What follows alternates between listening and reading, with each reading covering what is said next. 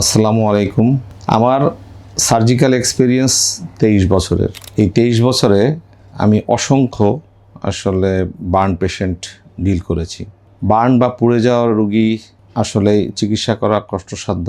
আমরা অ্যাসেসমেন্টটা প্রয়োজন যে চিকিৎসাটা কী পর্যায়ে হবে। যে সমস্ত পেশেন্টের অ্যাডমিশন প্রয়োজন হয় বার্ন পেশেন্টের, তাদের ক্ষেত্রে আমরা একটা জেনারেলাইজড ট্রিটমেন্ট করি। আমরা to prevent hypovolemia, infection and other organ failure, এই জন্য আমরা করি। আরেকটা করি হচ্ছে বার্ন ওন্ডের চিকিৎসা। এখন বার্ন ওন্ড যদি অ্যাডমিশন না নেয়, ওরা আউটডোর বেসিসে চিকিৎসা নেয়, তো অনেক সময় আমরা খুব ভালো ম্যাটেরিয়াল সাজেস্ট করি যাতে একটা হিলিংয়ের পরে একটা সৌন্দর্য থাকে এবং এটা যাতে খুব একটা কমপ্লিকেশন ডেভেলপ না করে, এই জন্য আমরা অনেক সময় সাজেস্ট করি।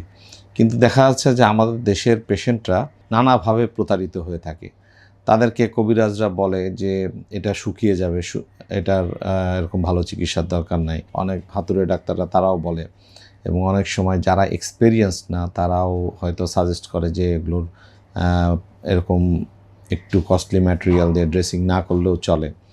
আসলে তারা জানে না, হয়তো অজ্ঞতার কারণে এইভাবে বলে থাকে, যে তারা যতটুকু জানে সেই হিসাবে তারা চিকিৎসা করতে চায়।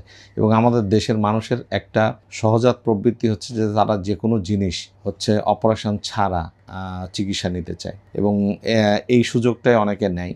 অনেকে বলে যে এটা অপারেশন ছাড়া ভালো হয়ে যাবে, তখন আসলে তারা প্রতারণার শিকার হয় এবং অল্প অল্প খরচ হয় তাদের ক্ষেত্রে, দিয়ে একসময় অনেক দিন যখন যায় তখন খরচটা বেশি হয়ে যায়, কিন্তু পরবর্তীতে কমপ্লিকেশন দেখা দেয়। তখন পেশেন্টরা যখন আমাদের কাছে আসে, প্রাথমিক অবস্থায় এই চিকিৎসা নিতে গেলে যে পরিমাণ খরচ হতো তার থেকে 3 থেকে 4 গুণ খরচ বেড়ে যায়। এই জন্য জ্ঞানের প্রয়োজন, একটা রোগের সম্পর্কে জানা প্রয়োজন, প্রাথমিক জ্ঞান থাকা প্রয়োজন। তা আপনারা যদি এরকম রোগী যদি চিকিৎসা করতে চান, আপনারা দেখবেন যে কারা স্পেশালিস্ট, কাদের অথরাইজেশন আছে, কাদেরকে বিশ্বাস করা যায়, সেই রকম ধরনের সার্জন বা প্লাস্টিক সার্জনদের কাছে আপনারা যোগাযোগ করবেন ভালো ভবিষ্যতের জন্য।